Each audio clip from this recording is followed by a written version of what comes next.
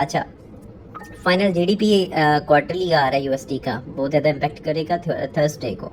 Unemployment claim भी इसके साथ है और हाई इम्पैक्ट है दोनों।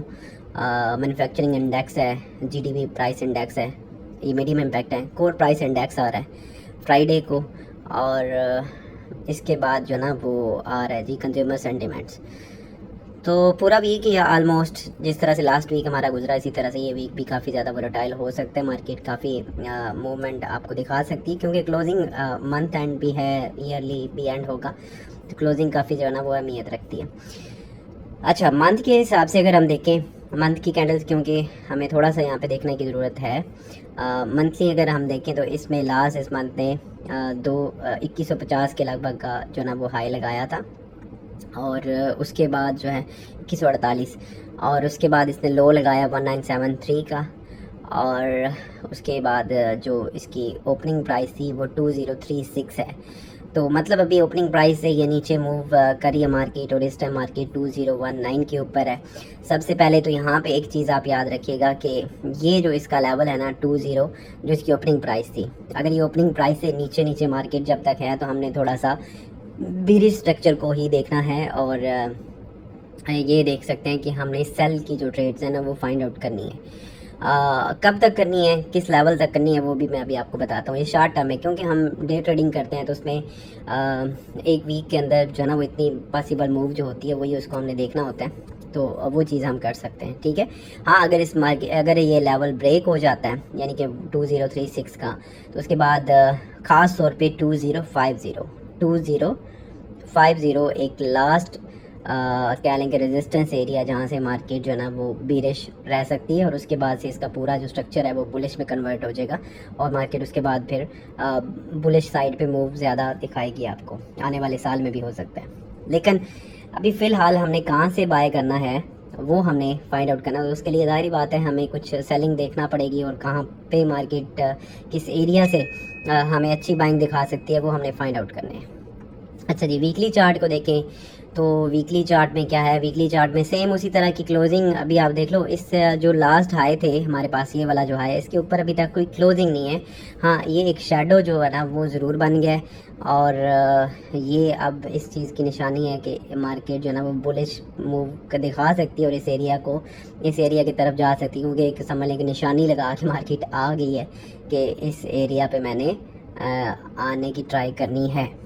लेकिन फ़िलहाल जो अभी आप देखो तो क्लोजिंग जो है ना वो इससे जो हमारा लास्ट जितने भी हाई थे उससे अभी कोई भी क्लोजिंग ऊपर नहीं है, तो इसलिए ये भी एक थोड़ा सा है कि हम देख सकते हैं। अच्छा, last week again bullish closing हुई है, उससे पहले जो वीक था काफ़ी बड़ा एक बीरिश स्ट्रक्चर था, और काफ़ी बड़ी जो है ना वो कैंडल इसने बीरिश मूव की बनाई है। लेकिन अभी जो लास्ट कैंडल थी ना वो इसने एग्जैक्टली इसी एरिया से इसको रिजेक्ट हो रही है। तो खैर वीकली के हमें इतने ज़्यादा अच्छे जो ना लेवल्स नहीं देखने हैं, क्योंकि हमने डे ट्रेडिंग करनी है। अच्छा, यहाँ पे देखें तो ये था जनाब एक चैनल जिसके अंदर मार्केट मूव कर रही थी। इस चैनल को इसने इस तरह से काफ़ी बार रिस्पेक्ट किया है। इसको टेस्ट नीचे गिरने के बाद दोबारा अगर आप देखो तो एग्जैक्टली इसी चैनल को इसने टेस्ट किया है, और वहाँ से इसको बार बार रिजेक्शन मिल रही थी।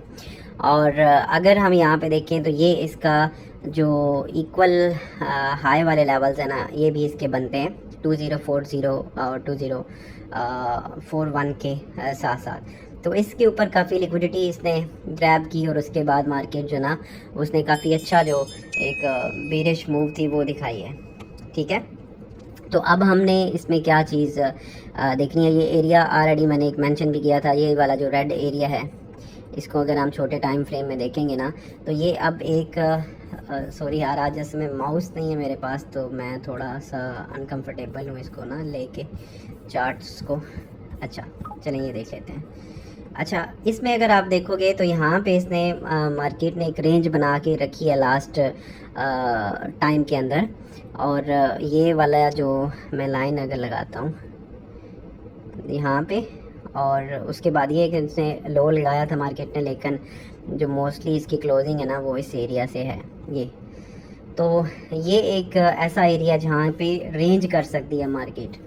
तो फ़िलहाल हमने इसके अंदर रहते हुए यहाँ से बाइंग और सेलिंग देख सकते हैं जब तक मार्केट इस रेंज में रहती है। हो सकता है कि मार्केट इसी जगह पे एक रेंज जो है ना वो बनाए, लेकिन अगर ये इस एरिया को ऊपर ब्रेक करती है तो सिंपल जो मैं आपको ट्रेड बता रहा हूँ, इस एरिया से ऊपर जो है ना वो हम बाइंग देखेंगे।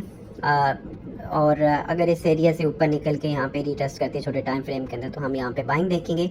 और इस एरिया से नीचे सेल है, और इस एरिया के अंदर जो है ना वो बाइंग एंड सेलिंग दोनों हैं, लो पे एंड हाई पे, ये दोनों चीज़ें हो सकती हैं। ठीक है, ये तो एक सिंपल सी वो आ जाती है। अच्छा, अगर आप डेली का स्ट्रक्चर देखो ना, डेली में एक और चीज़ भी अभी आप देख सकते हो कि ये इसने ये पहला लो बनाया था, फिर लो बनाया, एंड थर्ड लो ये है।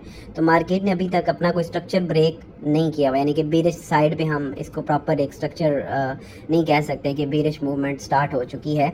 हाँ, इसमें ये हुआ है कि इसने जो अपना हाई था, अगला जो हाई है उसको लो बनाया है, लेकिन अभी तक इसने पिछला जो लो है ना वो ब्रेक नहीं किया। अभी इसने ये लास्ट लो बनाया था, ये अभी लास्ट में इसने रिसेंटली लो बनाया है, लेकिन लो जो है ना वो हाई होते जा रहे हैं। तो इट्स मीन कि अभी तक मार्केट बेरिश स्ट्रक्चर में लॉन्ग टर्म के लिए नहीं है। हाँ, अगर ये एरिया ब्रेक हो जाता है तो काफ़ी अच्छी मूव जो है ना वो आपको फिर सेलिंग साइड पे स्टार्ट हो जाती है। मैं यहाँ पे एक लाइन भी पुट करना चाहूँगा, ये वाला एरिया आपका एक लॉन्ग टर्म अगर आप सेलिंग में देखना चाहते हैं, या मार्केट एक पूरी अपनी जो डायरेक्शन है वो कन्वर्ट कर देगी, तो वो इस एरिया से नीचे है। अब इसके अंदर हमने क्या करना है, अब डेली में हमें एक चीज़ तो ये पता चली है कि हमने जो है ना वो फ़िलहाल कहाँ से बुलिश मूवमेंट को देख सकते हैं और कहाँ से सेलिंग एरियाज जो है ना वो फाइंड आउट कर सकते हैं। सबसे पहले तो 1950 अगर ब्रेक नहीं करती है तो सेलिंग ही है। और अगर यहाँ पे अगर हम फेब लेवल्स को देखें जो इसने लास्ट मूव किया है, ये वाला अगर हम ये देखें तो इसमें जो एक गोल्डन जोन बनता है वो 2010 से लेकर 2001 के दरमियान है। अगर तो मार्केट इस एरिया से रिजेक्ट करती है तो फिर मार्केट दोबारा से अपना हाई ब्रेक कर सकती है और ऊपर 2070 और अपने हाई की तरफ भी मार्केट जा सकती है, और उसकी क्लोजिंग जो है ना वो कहीं यहाँ पे हो सकती है। लेकिन अगर ये एरिया ब्रेक हो जाता है, ये ध्यान में रखिएगा, ब्रेक हो जाता है और मार्केट किसी जगह इस जगह पे आ जाती है, यानी कि 1976 के आसपास आती है, तो उसके बाद आपने वेट करना है बाइंग यहाँ पे। फ़िलहाल आप थोड़ा सा इग्नोर करिएगा, वेट करिएगा कि ये रेंज अगर ब्रेक होती है तो फिर हम बुलिश साइड पे, या इस एरिया से कहीं से रिजेक्शन मिलती है तो फिर हम इसको बुलिश साइड पे देखेंगे। अगर ये एरिया होल्ड ना हुआ 1976 का तो मार्केट फिर एक लॉन्ग टर्म इस तरह से बेरिश स्ट्रक्चर में जा सकती है और अपने जो सेल साइड है ना उसको कंटिन्यू कर सकती है। लेकिन जो एरिया मैंने आपको बताया 2010 से लेकर 2019 के दरमियान, वहाँ से रिजेक्शन मिलती है तो अगेन हम बुलिश साइड पे देखेंगे मार्केट को, क्योंकि जो ओवरऑल स्ट्रक्चर अभी तक है डेली का वो बुलिश स्ट्रक्चर है। तो H1 के अंदर अगर देखो आप तो आसानी के साथ हमें बड़ी अच्छी जो है ना वो देखने को मिल रही है कि कहाँ से हमें क्या ट्रेड करनी है। तो फिलहाल हम जब तक इस एरिया से नीचे है 2040 से, तो सेलिंग फाइंड आउट करेंगे नीचे 2000 के लिए या 2010 तक के लिए हम सेलिंग फाइंड आउट करेंगे। हाँ, जब यहाँ पे मार्केट आती है तो रिजेक्शन देख के हमने फैसला करना है। फिलहाल हम क्या चीज़ करेंगे, सेलिंग फाइंड आउट करेंगे कहाँ से सेलिंग हो सकती है 2000 के लिए, तो वो हम देखते हैं। सबसे पहले तो ये एरिया इम्पॉर्टेंट है 2031 का, 2031 आप कह सकते हो। अगर इसको आप वेट करें, मार्केट ऊपर जाती है, यहाँ से अगर आपको अच्छी रिजेक्शन मिलती है तो सेलिंग में बैठेंगे और ये काफ़ी अच्छा सेल हो सकता है 1975 के लिए या 19 कम अज़ कम 198085 के लिए। ठीक है, तो ये एक अच्छी मूव हो सकती है सेलिंग एरियाज़ को देखने के लिए। लेकिन अगर मार्केट इसी एरिया से नीचे आती है तो फिर हमने यहाँ पे जो लाइंस ड्रॉ की हैं इसका वेट करना है, इसके रीटेस्ट का, और यहाँ से भी हम सेलिंग कर सकते हैं। अगर आप छोटे टाइम फ्रेम में मज़ीद आप अगर देखोगे जैसे कि 15 मिनट में, तो ये यहाँ पे आप एक चैनल भी इसका ड्रॉ कर सकते हो। हाँ, यहाँ पे अगर आप देखें तो ये भी एक जगह हो सकती है जहाँ से आपको सेलिंग मिल सकती है इस एरिया को देखते हुए। वही एरिया बनता है 2030 के आगे पीछे, 2030-31 वहाँ से सेलिंग अगर हमें मिलती है तो वो बेस्ट सेलिंग है। यहाँ पे नीचे अगर यहीं से गिर जाती है मार्केट तो फिर आप इस एरिया को कहीं पे वेट करें कि यहाँ पे किसी इस एरिया को टेस्ट करती है तो फिर हम सेलिंग में रह सकते हैं। और याद रखिएगा कि जब भी मार्केट इस एरिया से नीचे मूव करेगी तो काफ़ी स्ट्रांग मूव हो सकती है। अगर तो ये होल्ड करती है इस समय तो ये जैसे मैंने पहले भी बोला है कि रेंज भी बन सकती है इस जगह पे, क्योंकि ये पहले भी इस जगह पे काफ़ी अच्छी रेंज इस प्राइस पे बनी रही है। तो ये जो प्राइस है दोबारा से रेंज भी बना सकती है। हमने वेट करके ट्रेड करना है और इसको देखते हुए अगर हमें यहाँ पे ब्रेकआउट होता है तो यहाँ पे हम सेलिंग की तरफ जाएंगे। ठीक है, होप सो कि मैं आपको एक बेस्ट तरीके से समझा पाया हूँ। और अगर कुछ कमी रह गई है तो आप नीचे कमेंट में ज़रूर बता सकते हैं आपको मार्केट किस तरह की लग रही है। और इंशाल्लाह हम 2024 के लिए बहुत ज़्यादा चीज़ें प्लान कर रहे हैं, बहुत ज़्यादा अच्छी चीज़ें आपके सामने इंशाल्लाह लाने की कोशिश करेंगे। तो लाजमी चैनल को सब्सक्राइब करें और अगर आप मेरी टीम का हिस्सा बनना चाहते हैं डिस्क्रिप्शन में लिंक है, आप वहाँ से ज्वाइन कर सकते हो। अपना ख्याल रखिएगा, अल्लाह हाफिज़।